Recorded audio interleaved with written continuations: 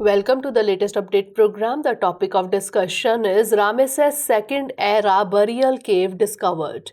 Recently, a team of Israeli archaeologists made a once-in-a-lifetime discovery of a burial cave. The cave was spotted when a rock shifted during the course of construction work and light was literally shed on an intact burial assembly about 2.5 meters, that is 8 feet below. This untouched 3,300-year-old cave is located at the Palmachim National Park just south of Tel Aviv. The cave has been resealed and is under guard while a plan for its excavation is being formulated.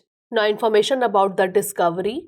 The findings date to the reign of Rameses II, who controlled Canaan. The cave was sealed and not looted in later periods. The objects were found untouched since being placed there about 3,300 years ago. Dozens of pottery vessels of different sizes and shapes were found. Pottery vessels included deep and shallow bowls, some painted red, some holding bones, cooking pots, jugs and clay oil lamps that still held their burnt wicks.